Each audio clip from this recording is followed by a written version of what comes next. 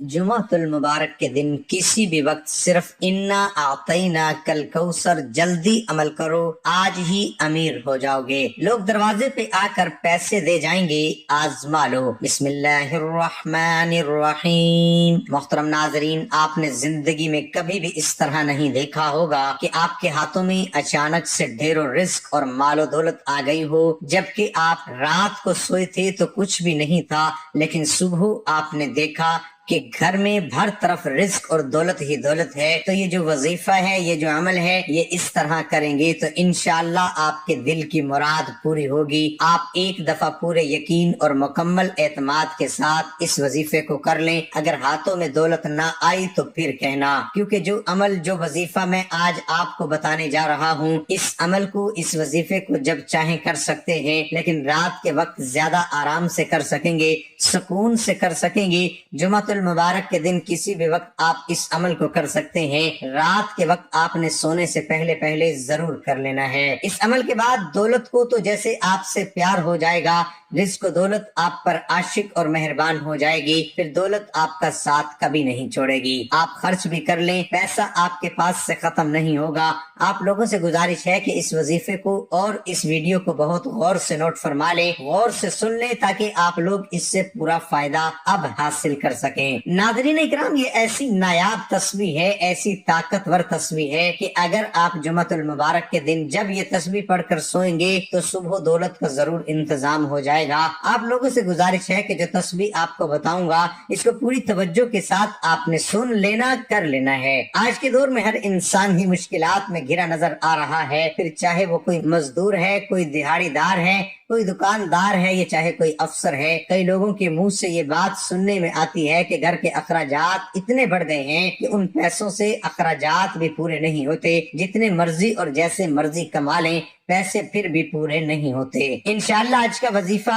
आप कर लेंगे तो आपके रिस्क में इतना इजाफा अल्लाह पाक अपने फजल करम से फरमा देंगे, और गैबी हाथों से ही गैब से आपके लिए इतनी दौलत आ जाएगी कि आपके घर के जितने भी दौलत और रिस्क के हवाले से परेशानियां हैं, मुश्किलात हैं, तंग दस्तियां हैं, वो सब हमेशा हमेशा के लिए मेरा अल्लाह अपने फजल करम से खत्म फरमा देगा। आप लोगों से गुजारिश है कि आप जब भी अल्लाह पाक से दुआ मांगे तो आप पूरी उम्मीद के साथ मांगा करें, और आपका यकीन जितना पुख्ता होगा तो अल्लाह पाक आपको जरूर अता फरमा देंगे। इंसान अपनी मोहब्बत में खुदा की मोहब्बत के अलावा खुदा से सब कुछ मांगता है। आमतौर पर मिल जाने की सूरत में इंसान गुमराह होने के खदशात से दो चार रहता है, और ना मिलने या देर से मिलने की मसलहत को समझे और जाने बगैर ही मायूसी का शिकार भी हो जाता है। अल्लाह ताला से अपनी जरूरत के मुताबिक नहीं, बल्कि उसके रुतबे के हिसाब से मांगा जाता है, और रुतबे को जानने के लिए हम हरगिज जदोजहद नहीं करते। उसके रुतबे का इदराक दुआ की कबूलियत को जिला बख्शता है। अगर देने वाले के रुतबे का अंदाजा हो जाए तो मांगने वाले के लिए ये फैसला करने में आसानी हो जाती है कि मांगना क्या है, करामत, इजाज, मौजज़ा, करिश्मा,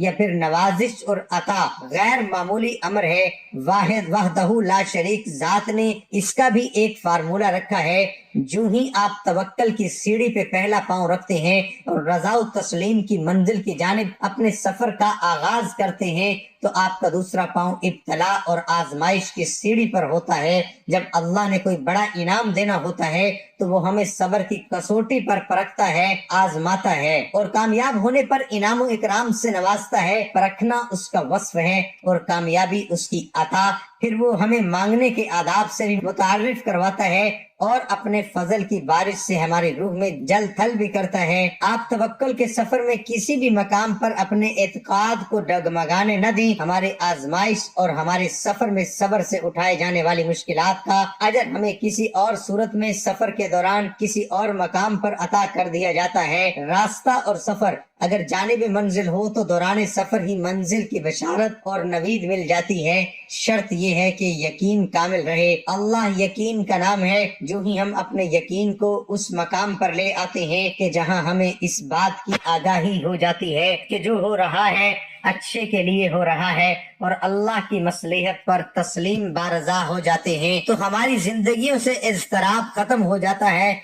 اللہ کے حکم اور ہماری تسلیم کے درمیان جو فاصلہ ہے اسی کا نام اضطراب اور بے چینی ہے۔ ہم جو دے چکے ہیں یا پھر جو کچھ ہم آگے بھیج رہے ہوتے ہیں وہ کسی نہ کسی صورت میں ہمیں واپس کر دیا جاتا ہے۔ صبر کا دامن تھامے رکھنے سے سفر میں اٹھائی جانے والی تکالیف راستے کا چراغ بن کر زندگی میں اجالا بکھیرتی ہے۔ توکل اور یقین کامل کے ساتھ سفر کو جاری رکھنا ہی اصل کامیابی ہے۔ اس سفر کی منزل سفر کا نتیجہ ہے اور خود سفر بھی منزل کا ہی نام ہے، یعنی یقین کا سفر بھی منزل ہے۔ واصف علی واصف کا قول ہے کہ اگر ملاقات نہیں ہو رہی تو آپ انتظار میں ہی زندگی گزار دو، کیونکہ محبت کا انتظار بھی محبت سے ہی مشروط ہے۔ محبت ختم ہو گئی تو انتظار بھی ختم ہو جائے گا۔ محبت کو زندہ رکھنے کے لیے انتظار کے دور سے گزرنا ضروری ہے۔ انسان اپنے معاملات کے حصول میں، اپنے مسائل سے نجات کی کوشش میں یا پھر اپنی خواہشات کی تکمیل کے معاملے میں اللہ کے حکم کا محتاج ہے۔ انسان بے بس اور لاچار ہے۔ ہم ہرگز کسی بھی معاملے میں بے نیاز نہیں، اور جہاں انسان اپنی طاقت اور زور کے باوجود بے بس اور لاچار ہو جاتا ہے وہاں انسان دعا کا سہارا لیتا ہے۔ وہاں انسان اللہ کی قدرت کے آگے ناچار ہو کر اپنا فیصلہ، اپنا معاملہ اللہ کے سپرد کرتا ہے۔ یہ وہ مقام ہوتا ہے جہاں انسان اپنی محرومی اللہ کے حضور پیش کرتا ہے اور التجا کرتا ہے کہ اے اللہ، ہم تیری قدرت کے آگے بے بس ہیں، تو ہمارے لیے آسانی فرما، ہماری مدد فرما۔ ذکر بغیر فکر کے ممکن ہی نہیں۔ دعا مانگتے ہوئے دعا کے مفہوم کو سمجھنا انتہائی ضروری ہے۔ دعا قبول نہ ہونے کی صورت میں ذات بے نیاز سے بے نیازی مایوسی کو جنم دیتی ہے۔ ہمیں دعا کی قبولیت پہ ضد نہیں کرنی چاہیے۔ کچھ دعاؤں کا قبول ہو جانا گھاٹے کا سودا بن جاتا ہے، اور راز پا لینے میں نہیں بلکہ عطا ہو جانے میں ہے۔ پا لینے میں ذمہ داری آپ کی اپنی ہو جاتی ہے، جبکہ عطا ہو جائے تو خیر ہی خیر۔ اس لیے ہمیں چاہیے کہ ہم دعا اور صبر سے مدد مانگیں۔ بے شک وہ دعاؤں کو سننے والا ہے، اور انشاءاللہ وہ آپ کی بھی تمام دعاؤں کو قبول کرے گا۔ اور اپنے رب پر پورا بھروسہ کرتے ہوئے مانگنا ہے، کیونکہ اللہ پاک کے خزانے بہت وسیع ہیں۔ آپ کی تمام مشکلات اور پریشانیاں دور ہو جائیں گی۔ وہ تمام مشکلات اور تمام پریشانیاں جو زندگی بھر آپ کا پیچھا نہیں چھوڑ رہی تھی، اللہ پاک کے فضل و کرم سے دور ہو جائیں گی، اور پھر اللہ پاک آپ کو اتنا رزق، اتنی دولت سے مالا مال کر دیں گے جس کا شمار بھی نہیں ہوگا۔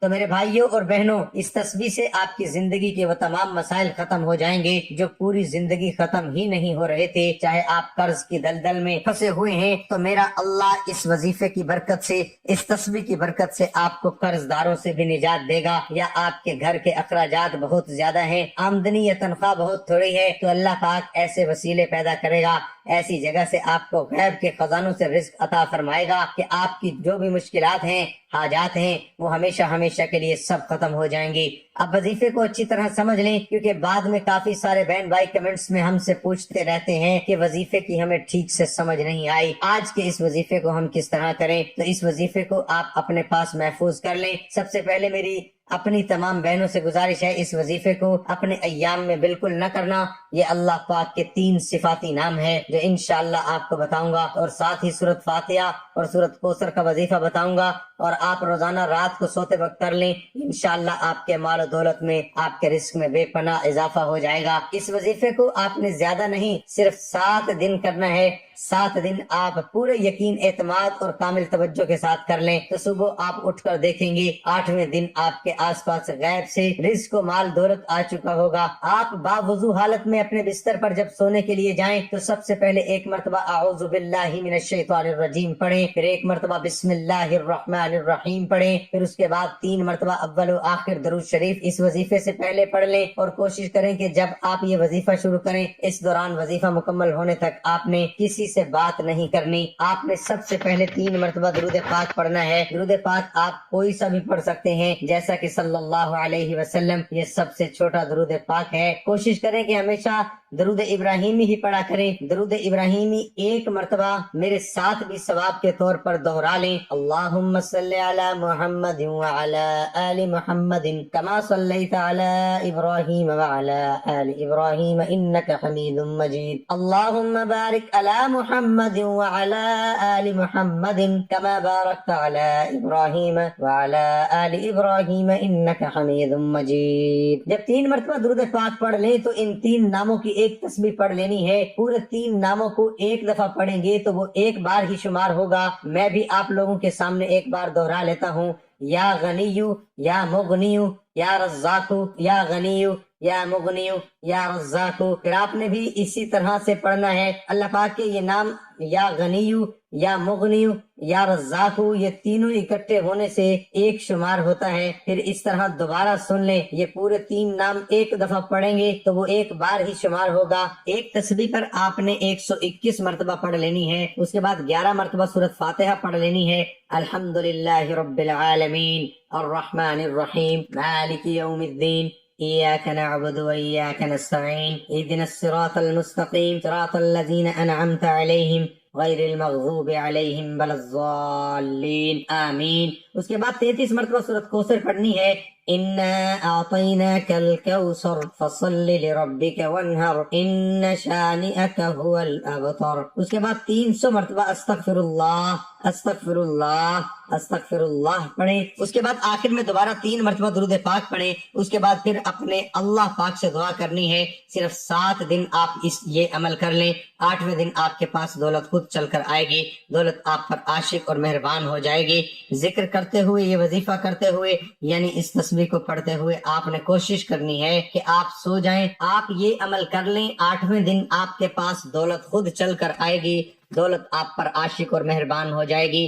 یہ ذکر کرتے ہوئے, یہ وظیفہ کرتے ہوئے, یعنی اس تسبیح کو پڑھتے ہوئے آپ نے کوشش کرنی ہے کہ آپ سو جائیں.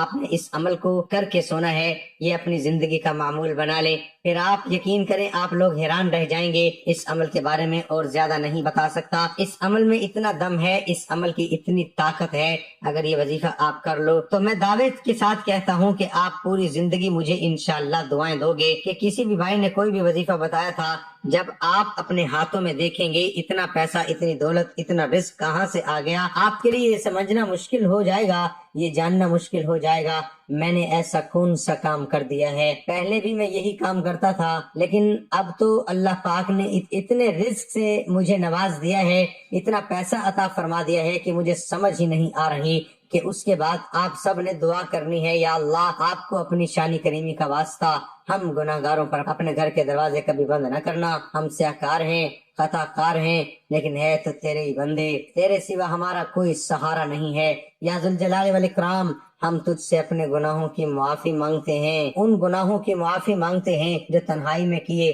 یا محفل میں کیے, یا نادانی میں کیے, یا انجانے میں کیے. یا اللہ اپنی شان کریمی کے صدقے, اپنے کعبہ کی عظمت کے صدقے ہمیں معاف کرے. آمین ثم آمین.